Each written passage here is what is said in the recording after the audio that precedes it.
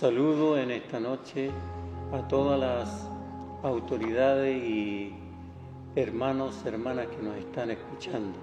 Hemos trabajado, Dios lo sabe, hemos estado abriendo obra en Necochea, Loma de Zamora, Lugano y Bahía Blanca Norte. Y hoy nos encontramos prácticamente afuera de la iglesia, pero quiero que la iglesia sepa la verdad para que tomen de una vez por todas conciencia. Las autoridades de Chile se ocultaron, taparon todo esto que hoy se va a leer para que sepan la verdad, y hoy son los pastores que nos están dirigiendo. Hoy queremos hacer esta denuncia después de más de un año, ya que nos han difamado por toda la Argentina, Chile, pero hoy quiero decir la verdad, y la verdad os libertará. Vamos a hacer una declaración pública. Mi esposo, el pastor Raúl Martínez Cortés, diácono por 25 años, queremos hacer esta declaración para aclarar muchos temas del por qué nuestra salida de la Iglesia Evangélica Pentecostal. Y estoy leyendo en este momento yo porque frente a esta situación para mi esposo es muy difícil. Para mí también, porque no ha sido fácil lo que hemos tenido que procesar, lo que hemos tenido que vivir. Y voy a leer en el nombre de nuestro Señor Jesucristo. Mi nombre es Raúl Martínez, pastor diácono por más de 25 años de la Iglesia Evangélica Pentecostal en Argentina. Con la ayuda de Dios y esfuerzo de mi familia, abrí obra, construí templos, levanté casas pastorales, prediqué con firmeza la palabra del Señor y vi crecer congregaciones enteras. A lo largo de mi ministerio nunca recibí una sanción, nunca fui reprendido ni cuestionado por mi labor.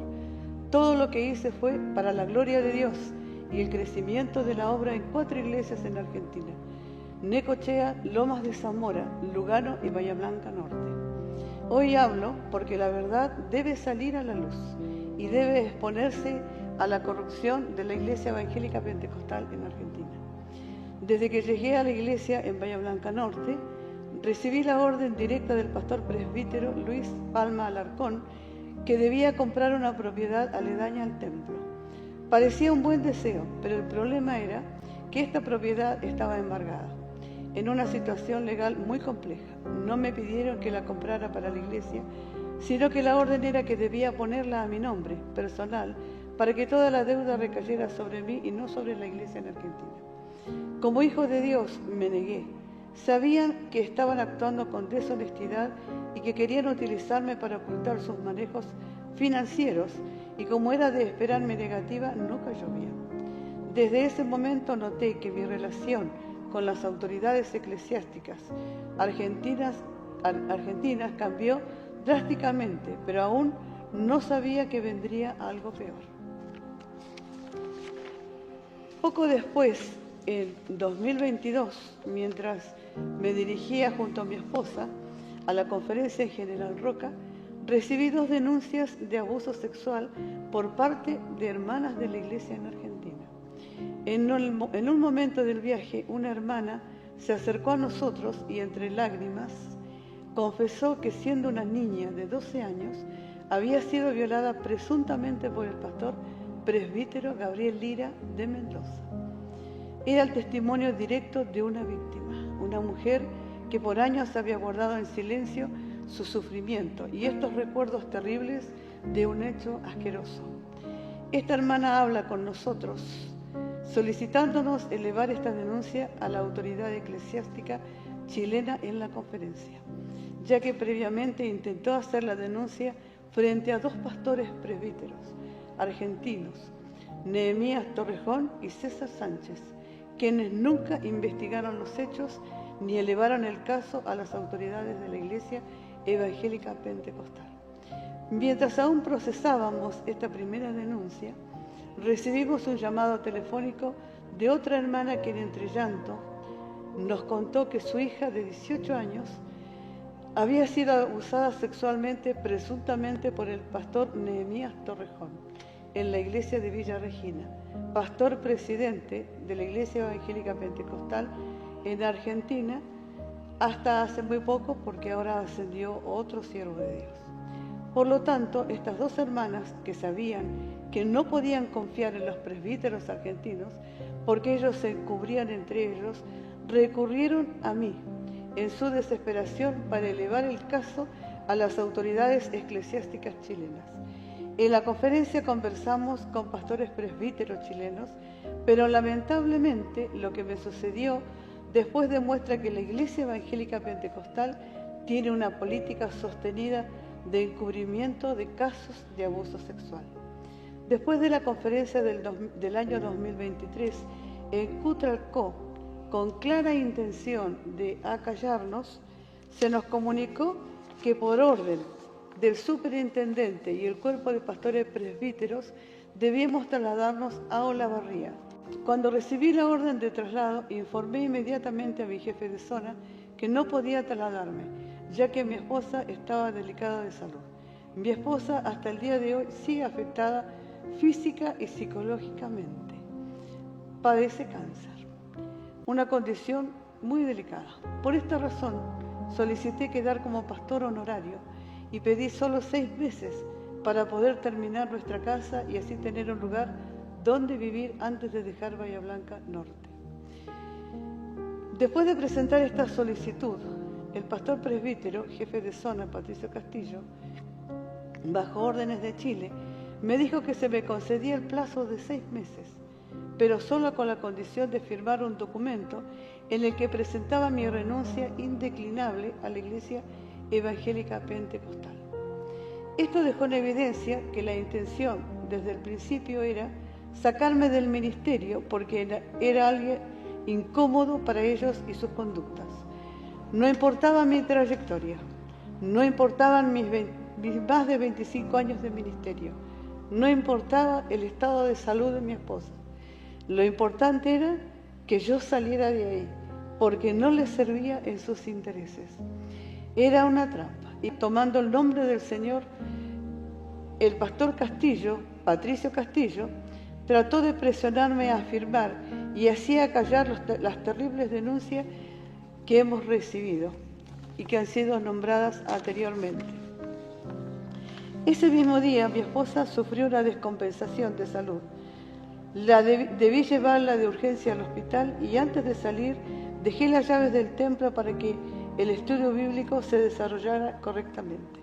Mientras yo estaba atendiendo a mi esposa enferma, el pastor Patricio Castillo, acompañado de los abogados de la iglesia y pastores presbíteros, irrumpieron en la casa pastoral y en el templo. Aprovecharon nuestra ausencia para entrar sin nuestro consentimiento, allanando nuestro hogar, descerrajando la chapa y dejándonos en la calle sin compasión cristiana alguna, siendo nosotros 2 personas de la tercera edad y con enfermedades crónicas.